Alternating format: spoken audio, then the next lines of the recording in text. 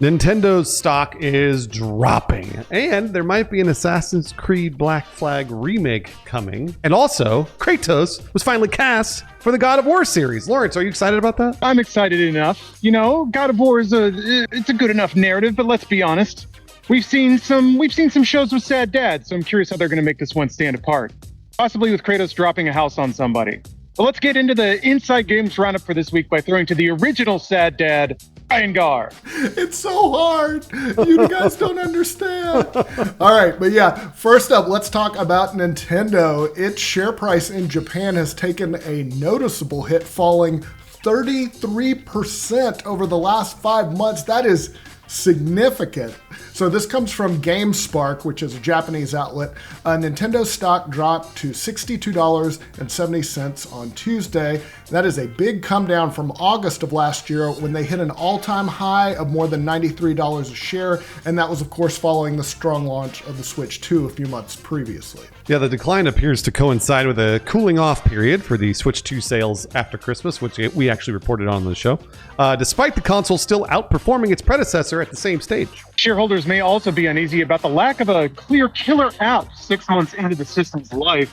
Concerns about rising costs tied to memory price, and, of course, international tariffs. Nintendo President Shuntaro Furukawa acknowledged those pressures last week, saying the company is closely watching the Switch 2's profit margins as RAM prices, of course, remain volatile, as we've reported on, and tariffs continue to affect the industry. While he said there's no immediate impact on earnings, he said it's something Nintendo must monitor and declined to comment on whether higher procurement costs could eventually lead to price increases for the Nintendo Switch 2. Yeah, everybody's expecting it, but anything he says is just going to take off like wildfire, so he's playing it close to the vest, and that makes sense.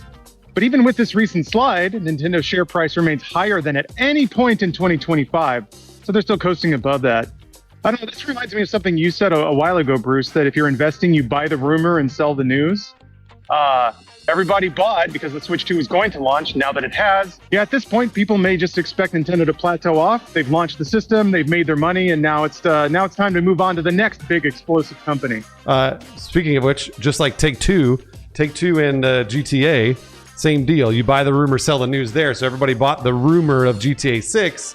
GTA 6 is going to come out. It's going to make, billions and billions of dollars. And then the stock will go down, because that's the way it works generally in the market. So I don't think there's much to worry about here for Nintendo's stock. All right, moving on. Evidence continues to pile up that Ubisoft may finally be getting ready to announce an Assassin's Creed 4 Black Flag remake. All right, Ubisoft has recently re-uploaded a number of Black Flag's iconic sailing songs to the Ubisoft Music YouTube channel, including Over the Hills and Far Away and Spanish Ladies. This rumored remake has been one of Ubisoft's worst kept secrets. I mean, if for no other reason than they're not doing so well, so it's time to bust out the remakes of all the games people remember and like. But there have been more substantial news bits than that. Last August, voice actor Matt Ryan said Ubisoft took legal action against him after he hinted at the remake during a convention appearance. Yeah, then in November, Ubisoft's financial reports mentioned an unannounced title planned for release in the fourth quarter of the current financial year.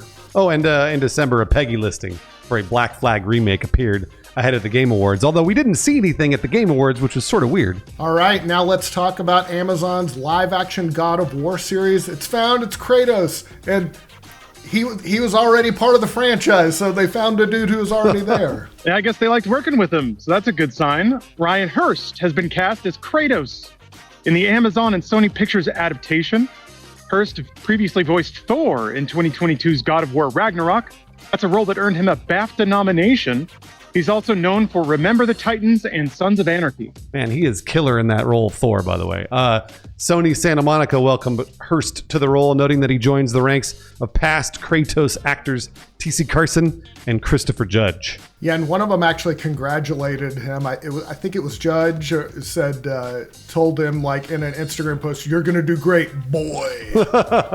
So yeah, of course, the series will adapt the Norse-era storyline from the recent games, which of course follows Kratos and his son Atreus. I mean, it's probably good they're not starting with the original trilogy, because that would many good story beats to work with there.